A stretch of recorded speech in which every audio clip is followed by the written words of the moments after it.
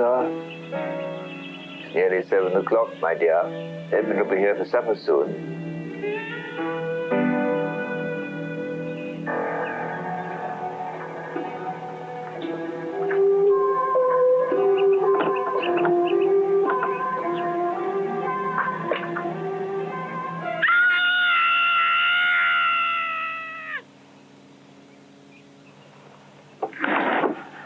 God, you give me a fright, creeping up on folk like that. Did you get that blooming poison from my moles? Of course I did. Well, where is it, girl? On the kitchen table. Ah. And you owe me 15p.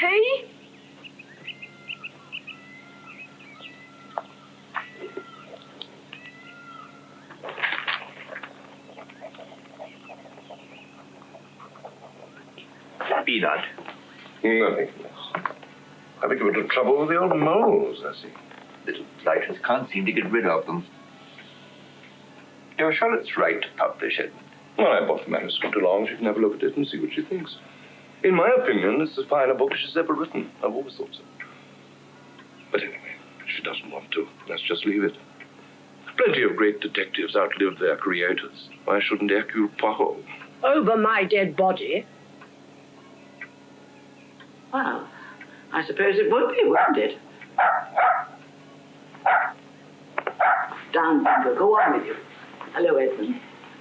Trying to kill me off, too? Agatha, you look marvelous. Oh, don't be so silly. Have you brought the murder weapon with you? I have. Thank you, my dear. That's Dinner's lovely. ready when you are. Thank you, Sally. Come on, Edmond. Let's go and eat. I'm famished. Don't forget your box of tricks. I've got a really special bottle of claret for you, Edmond.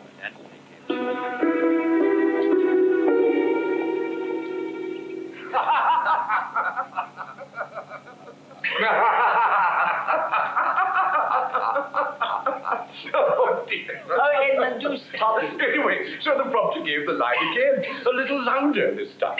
And still the actors all stood there, not a word. So he said it again.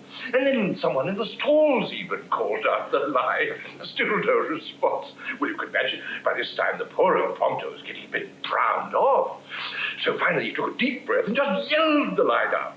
At which point dear old Charles turned to the wings and said in that wonderful booming voice of his, "My dear boy, Mrs. Christie's play has been performed in this theatre for the past 20 years. We all know perfectly well what the line is. We've simply forgotten to set it." I don't think that's at all funny. They're supposed to be professionals. They ought to be ashamed of themselves. Thank you, Sally. Well, Edmond, we've had the old softening her up routine. That's usually a sign that you're going to spring something perfectly horrid. It is your opinion, so Max tells me, that the time has come to kill the goose that lays the golden eggs.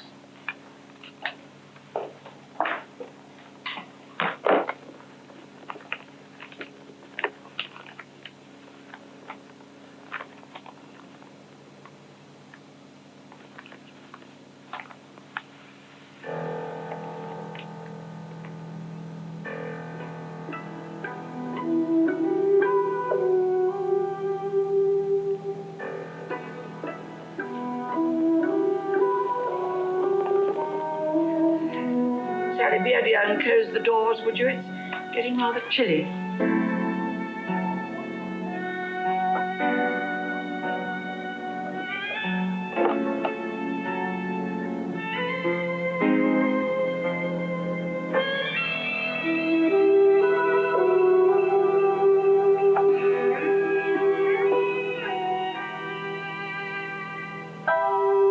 Agatha, What? you know, snap out of it. Wretched little man.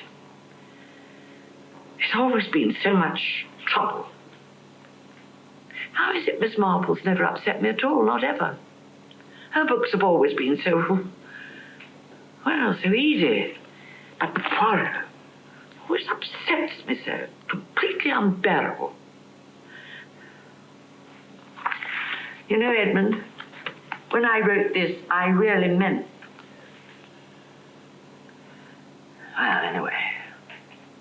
it like after all this? What is it? 30 years? 35. 35? Huh? I seem dreadfully dated. Well, there are one, two tiny little things, but it stands up marvelously. Well, of course it does.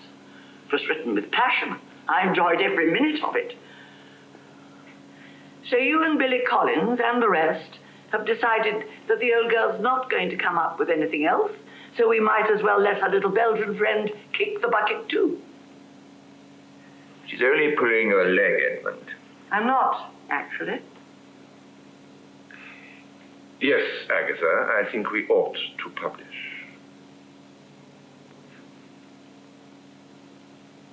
Very well. Publish and be damned. Naturally, we need to read it first. Oh, that's silly old fusspot.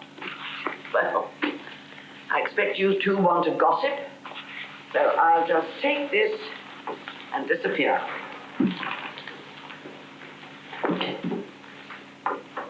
Thank you.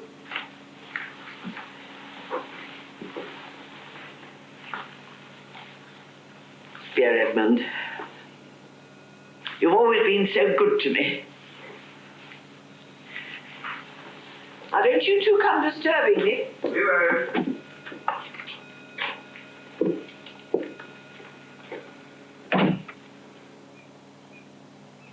So all in all, a pretty gloomy weather prospect. That's it, then. A very good night to you. On BBC Two now, read all about it, while here on One, it's Kojak.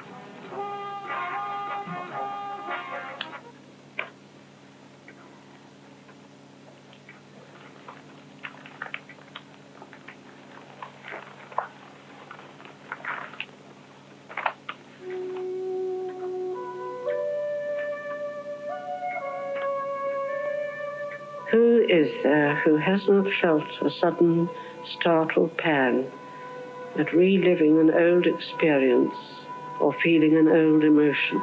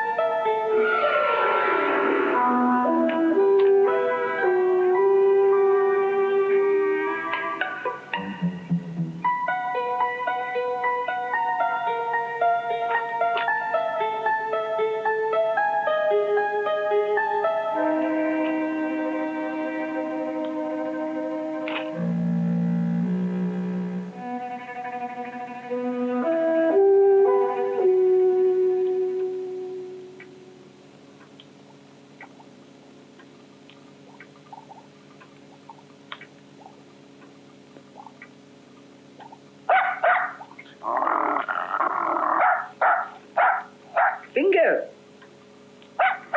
Bingo! Bingo, what is it? Bingo? Bingo!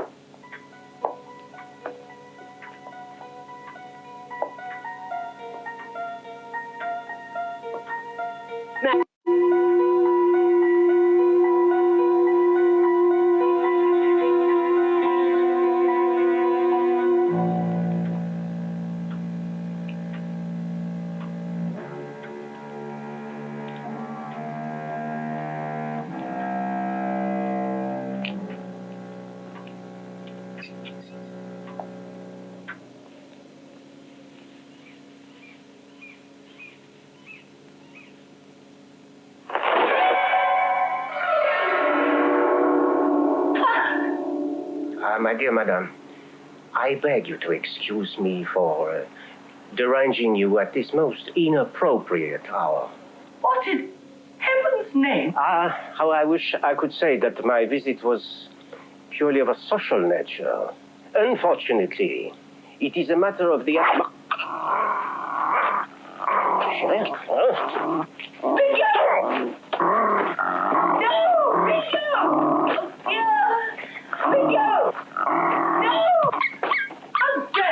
Bingo like that. I suppose you'd better come in.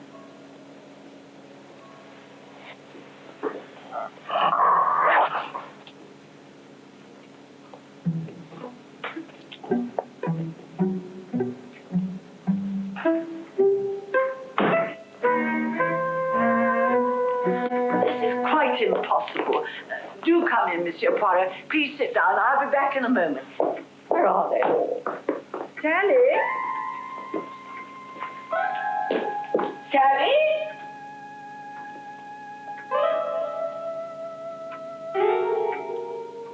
Sally?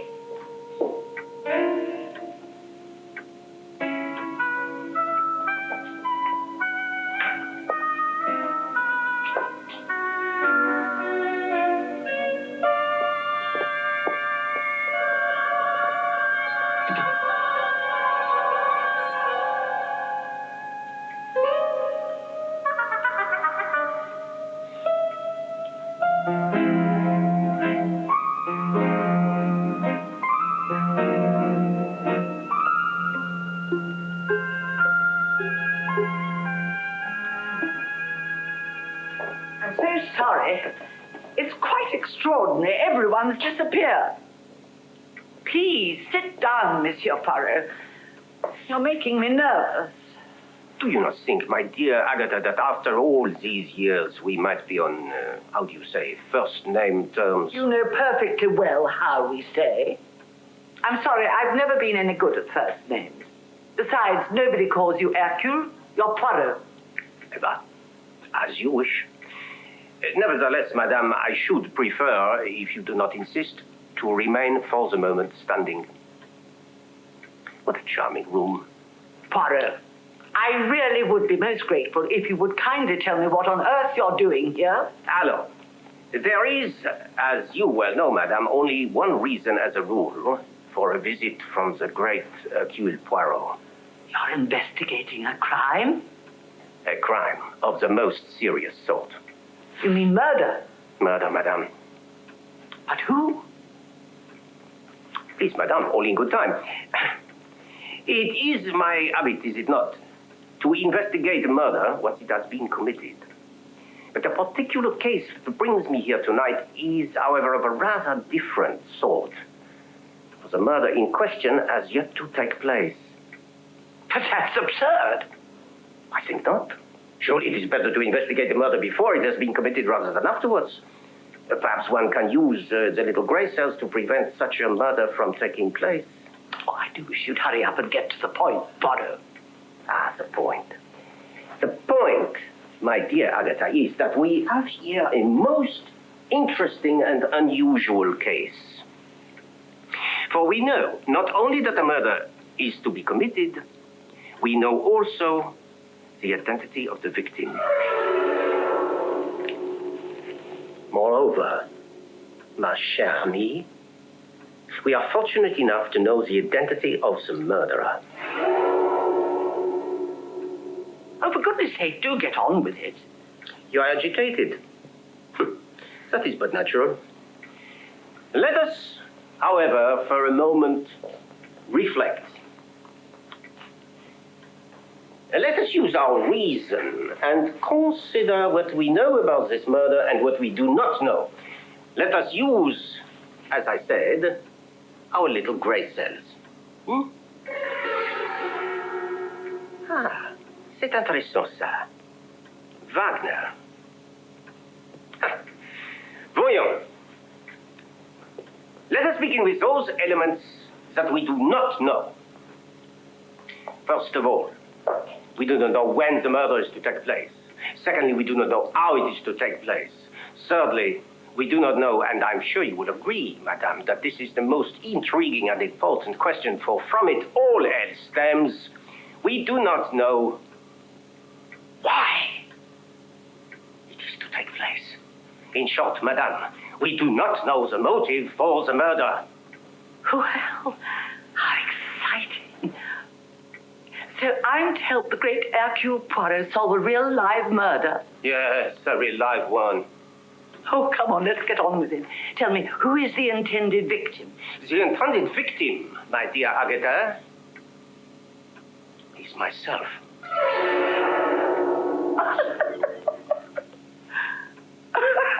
How marvelous! How absolutely marvelous! Tell me, who is the murderer? No, don't tell me. Let me guess. Is it someone like that mad scientist woman, you know, Madame Olivier?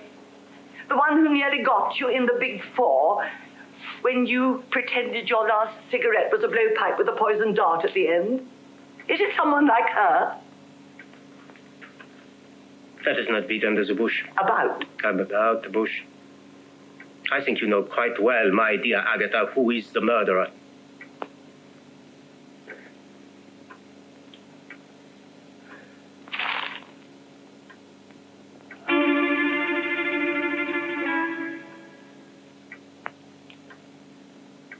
What, may I ask, madame, is that? Oh, nothing. Just another sausage from the old sausage machine. Pardon? That's what I used to say to Edmond. Here you are, I'd say, another sausage from the sausage machine. Sausage? A manuscript. A new book. Ah bon? Might I be so bold as to inquire whether I, Hercule Poirot, figure in this sausage? Oh, good Lord, no. Certainly not. Actually, it's not much good. I don't know that I shall even let him have it. Probably scrap it, I should think. It is then, I imagine, one of your Miss Marple books. Yes, that's right, absolutely. A Miss Marple. Rather a silly one, really. May I have a look? No. My dear Agatha, you seem un peu distraite. Forgive me if I upset you. Don't be so silly. It's just that I don't like people reading my manuscripts.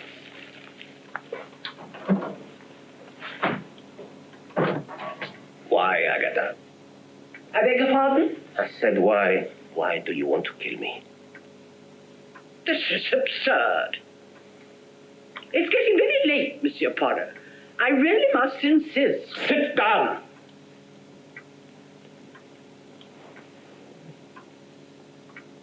It is, of course, not surprising, madame, that someone with such experience in the matter of murder as yourself, when confronted with a straightforward accusation, does not immediately decide to make a clean bosom of it. Rest.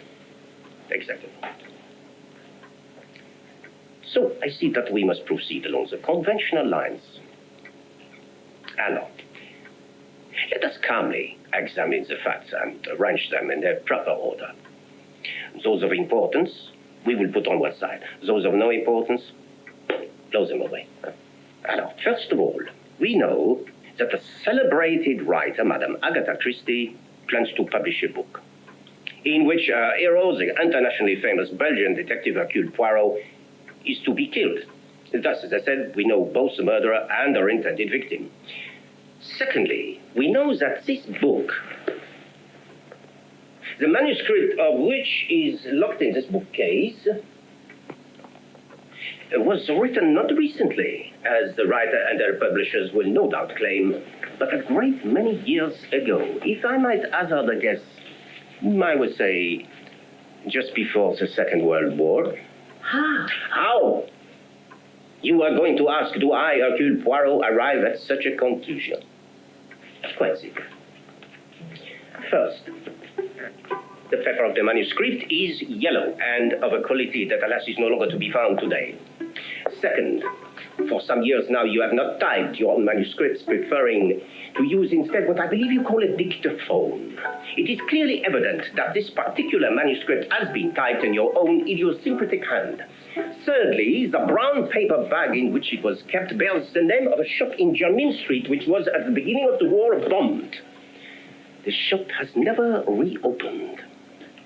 It seems unlikely, does it not, madame, that you would be employing such a bag some 35 years later to contain a manuscript which was only recently written. The significance of the fact that you wrote this book so many years ago will, of course, not be lost on you. Had you produced it, par exemple, this year or last year, one might excuse it as a wish, albeit a misguided one, to see our two great careers terminate at approximately the same time. If, however, it was written in 1939... 1940. That throws a very different light on the matter. For I, as you, madame, was then at the very pinnacle of my career, which brings us to the interesting question of motive. Why you wanted to kill me? It's really terribly easy to explain. Huh? Terribly easy. Please, sit down. You see, Hercule, it was wartime. You, of all people who came to England as a refugee, must know what it feels like. It's a very emotional time. We were bombed, you know. We were aware at the time, but we were actually bombed. 3 houses on the other side of Sheffield Terrace, not flat. One begins to think that at any moment it might be one's own turn to die. I suddenly realized that the Germans might drop a bomb on me, and then, bang, I'd be gone, and where would that leave you? Stranded, in limbo. Or worse still, a prey to writers who would exploit you, not look after you properly, like they did to poor James Bond. And that would be so humiliating. So I decided to write a book that would finish you off, well, decently. No, just in case. Oh, there was no intention of publishing. It was supposed to be a sort of nest egg for the family. If anything should happen to me, the royalties would come in handy. But in the main, the idea was to take care of you.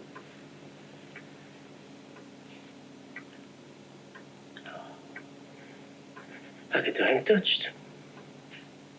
Vraiment, I'm touched. I would be more touched, however, if your very moving account were rather more in accordance with the facts of the case.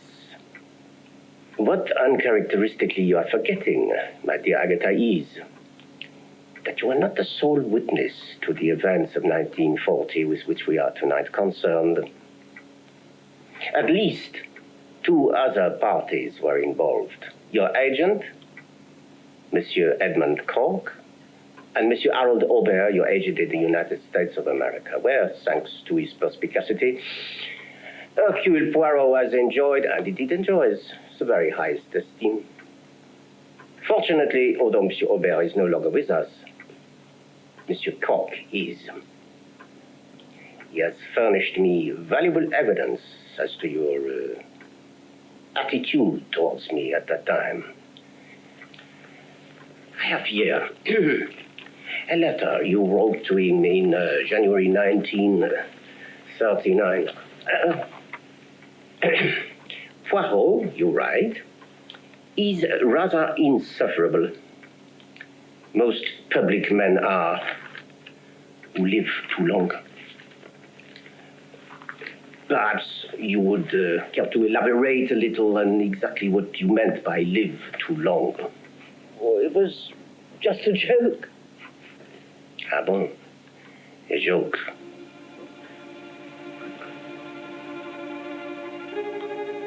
And yet within months, you were writing the book that was to put an end to that excessively long life. But I told you, it was just a nest egg. There was no intention to publish. Eh bien, madame. Perhaps you can explain to me how, in that case, the manuscript came to be sent to Monsieur Aubert in America. I don't know. We always did. We always sent Harold a copy. Standard practice. Standard practice with books you were about to publish? Yes. No, I mean... Monsieur Aubert, so Monsieur Cork informs me, practically has a heart attack when he reads this manuscript of yours. Poor Harold. Oh, you find that amusing. Fortunately, he, at least it seems, recognized the folly of killing off the world's greatest ever detective. One who earned you virtually every penny you own. Now, the plain fact of the matter is, my dear Agatha, that you fully intended to publish the book at that time and were only prevented from doing so by your agent and publisher. And what is more, madame, I have a little idea about your motive for wanting me dead. Oh, yes? Oh, yes. Jealousy. Jealousy? Jealousy. You are jealous of me, jealous of my fame, jealous of my reputation throughout the world. You resented the fact that it was my name, not yours, that sold your books. Que c'était moi, Hercule Poirot! Would you like a cup of cocoa?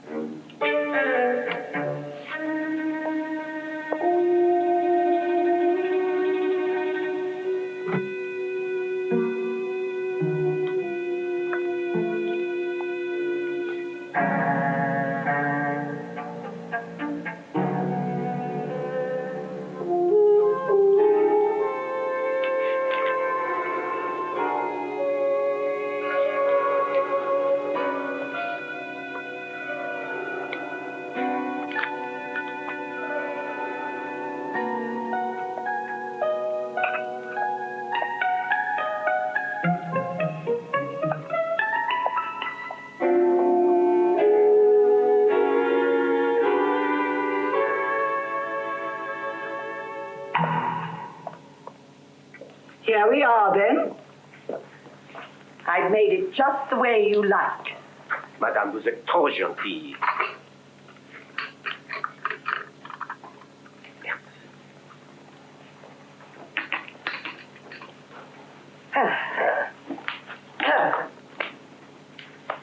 Well, Hercule, how jolly nice this is. I must say you're looking absolutely splendid. You know, in all those pictures and plays and films and things, no one's ever got you quite right. I mean, captured the real you. For some reason, they always wanted big fat men to play you. Francis Sullivan, Charles Lawton. I thought that Albert Finney wasn't too wide of the mark. Oh, the moustache was simply ghastly. No one's ever come up with an actor who had the right sort of look of superiority. I'd always imagined that perhaps David Niven. David Niven? Oh, far too English and much too good looking.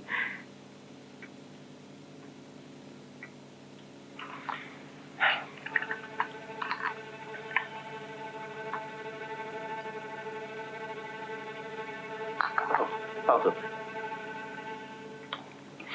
You know, whenever I delivered a new book, Edmond always used to take me out to lunch. Usually the Caprice. Have you had their lobster thermidor? Absolutely marvelous. Sometimes we'd go to the Savoy Grill, you know, just for a change. And one day, I remember I looked across the room, and there you were. Well, not you, of course, but the spitting image, this little man, dining alone, striped trousers, immaculately dressed, the lot. Even the funny egg-shaped head. And I said to Edmond, do go over and get him. We can't let him go. And he said, Agatha, you know perfectly well that if I brought him over, you'd melt with embarrassment and rush off to the ladies or something.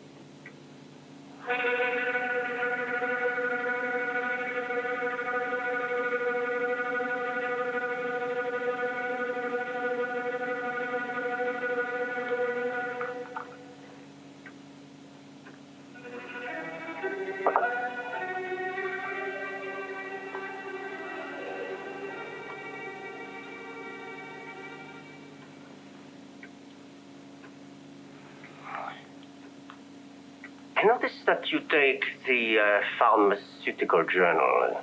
Excellent publication. Yes. I have a soft spot for the old PJ. They reviewed your first case, you know. Styles. one of the best compliments I ever had. They said, Miss Agatha Christie knows her job. They said, she deals with poisons in a very knowledgeable way.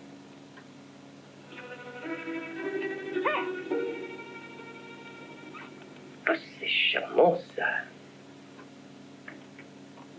Where did you find such a delightful piece? We got it on one of Max's digs. Digs? Archaeology. Ah. I wonder why you never use such a table in one of your books, huh? So many interesting possibilities. For example, neither of us has drunk any of our cocoa yet, huh? Both the cups and saucers are identical. The liquid in the cups are the same. Even the teaspoons in their respective saucers are in exactly the same position. What of that? Oh, ma chère madame, surely you see. Let us imagine two people sitting at such a table. Huh? One of them wants to murder the other, but the other person suspects that he is to be murdered. Suspects, let us suppose, that his drink has been poisoned. What do you think he would do? I haven't the faintest idea. You jest, of course. Why, naturally, he would find some way of distracting the attention of the other.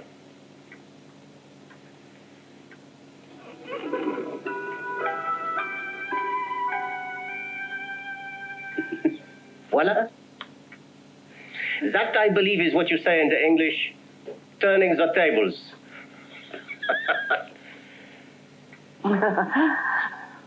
How very difficult such a crime would be to solve, huh? The would-be murderer becomes a victim the intended murderer. Where is the motive? There is none. A formidable case, one to tax the brain even of the great Hercule Poirot. But of course, madame, I'm talking of an entirely hypothetical situation. As in real life, both cups are identical and perfectly harmless. It matters not at all from which of them either of us drinks.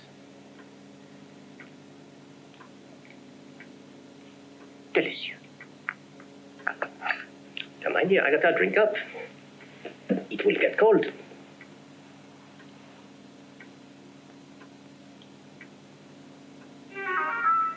Upon what, may I ask, are you sitting? You devious little man.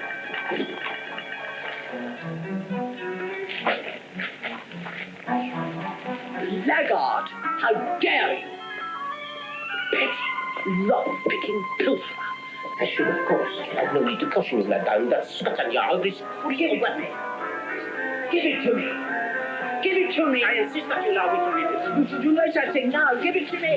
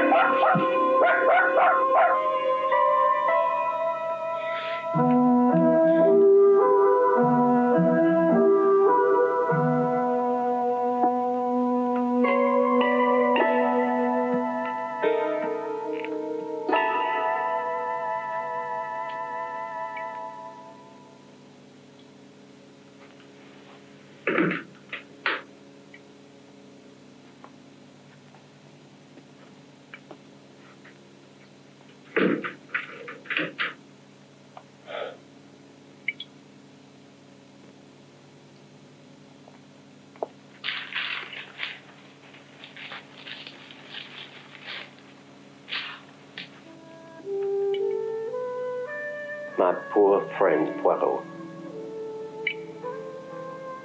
I have described him many times. Now, to convey to you the difference.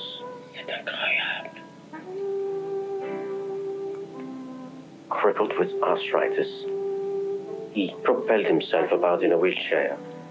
His once plump frame had fallen in. He was a thin little man now. His face was lined and wrinkled. His moustache and hair, it is true, was still of a jet black color, but candidly this was a mistake. There comes a moment when hair dye is too painfully obvious. It merely created the impression that he wore a wig and had adorned his upper lip to amuse the children.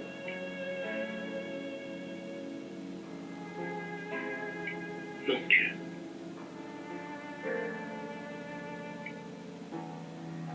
Me, said Poirot with a grimace. I am a wreck, I am a ruin, I am crippled and twisted.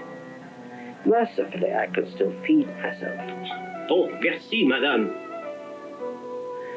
But otherwise, I have to be attended like a baby, put to bed, washed and dressed. Jamais, jamais.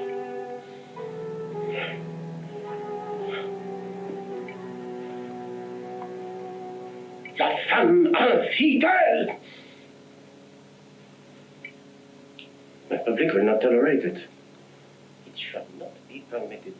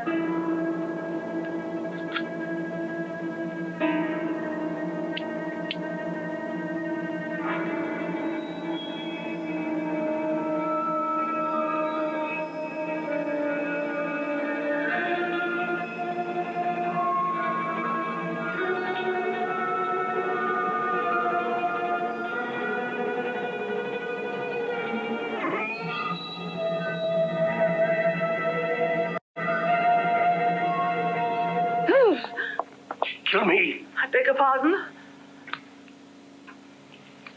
Take it. Allez-y, kill me. Show me that you have the courage to do it in a decent, honorable way. Not in the cowardly, scrawly, humiliating ways that you planned. I feel a bit faint. What? Do you know, this is the first time in my life that I feel I need a touch of alcohol. Poirot, be a dear. The bottles are over there. What do you think I ought to have? Je sais pas, whiskey? Anything.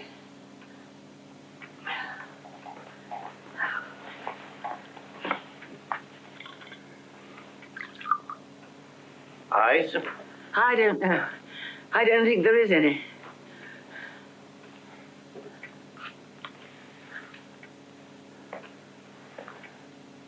Thank you. Please, do help yourself.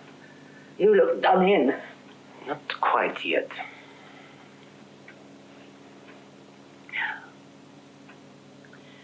You've read it? As much as I need.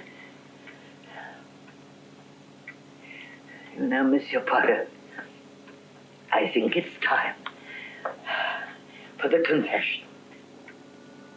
Where to begin? It's quite true that when I wrote Curtain, I fully intended it for immediate publication. Apart from everything else,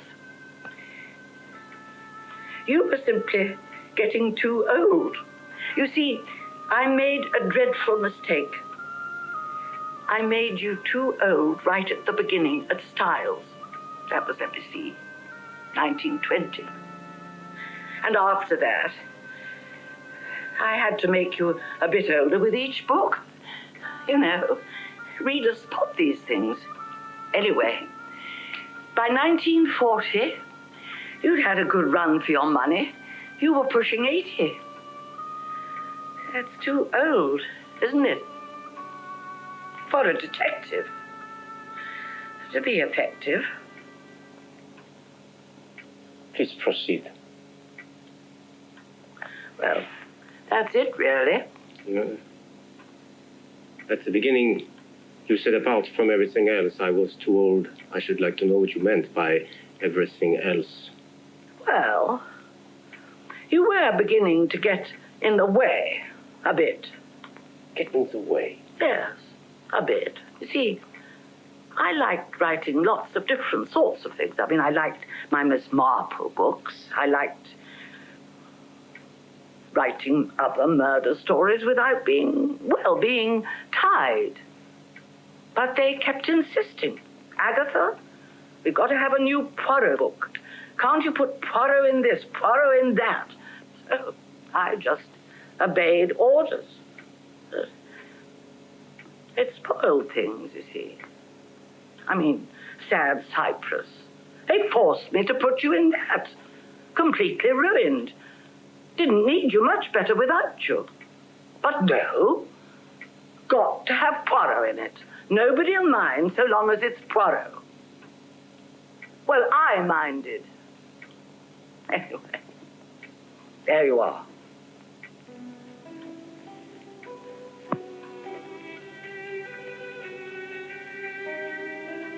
I hadn't realized quite how jealous you were. Don't be ridiculous. No, I don't. Do not attempt to deny it, my dear Agatha. Now that I have read this thing, nothing could be more clear. If it had been merely a question of, how shall I say, logic, convenience to kill me off, there would have been no need for all the humiliation. Humiliation? Come, my dear. All those references, more and more of them, to Monsieur Poirot's little Monsieur Poirot's peculiar egg-shaped head, and then the clothes. First of all, the spats, then the two tight padded leather shoes, the striped trousers. I mean, whom? Whom do you know that dresses like this? Whom? I came to look like some sort of narcissistic penguin. amused by that. I understand. No doubt you were also amused when you wrote me out of those two films, Murder Most Foul and Murder at the Gallop, two of my cases. Wasn't my fault. Oh, of course not. And of course, it would not have been your fault that I just happened to be replaced in those two films by that ridiculous Miss Marple woman, your obsession with whom I cannot for 1 minute begin to understand. Untrained, senile, spinster. But let us leave that to one side. All this one might understand. It was hurtful, it was cruel, it was humiliating, but knowing the extent of your jealousy, one might understand, one might perhaps even forgive. But this, twisted, crippled in a wheelchair, put to bed, hair washed and dried, and the hair dyed. It's a wig. Come on. It turns out to be a wig. Later on, in the bit you haven't read. Where is it? Where is the rest of it? Somewhere where you can't get it. I insist on seeing it. You can insist as much as you jolly well like. I'm not going to show it to you.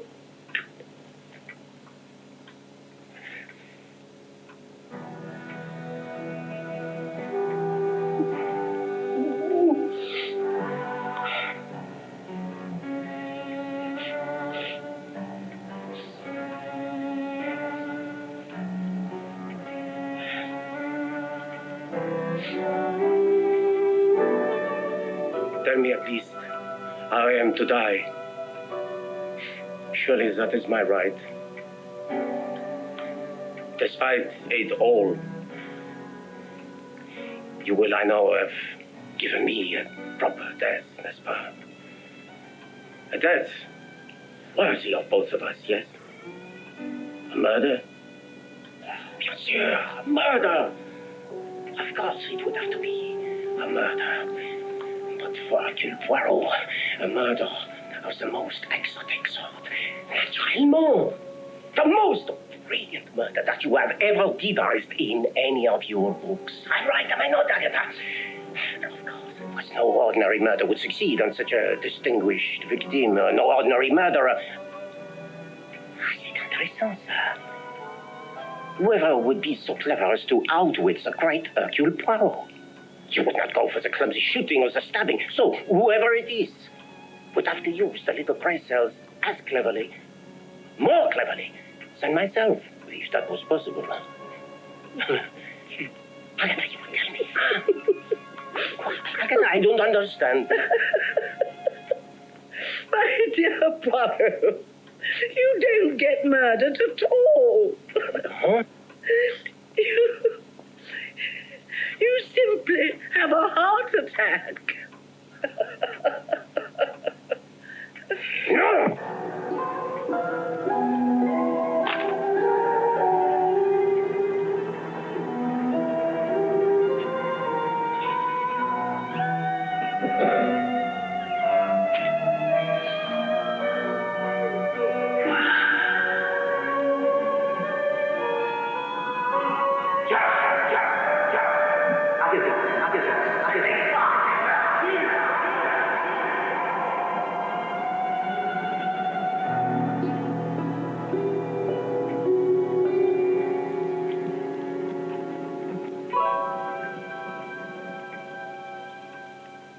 Agatha. Agatha.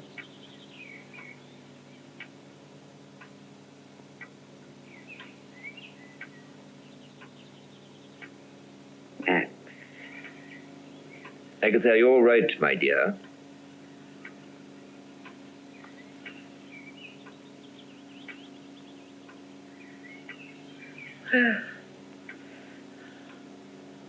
What time is it? It's 7 o'clock in the morning. When Edmond and I came to find you last night, you were fast asleep. You looked so comfy, I thought I'd just cover you and leave you.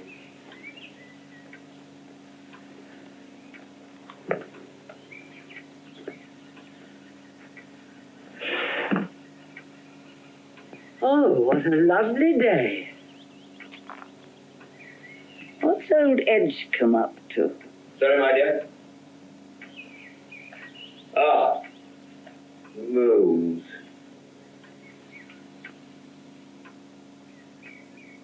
Ah. I say, are you really all right, Agatha? Yes, thank you. Quite all right.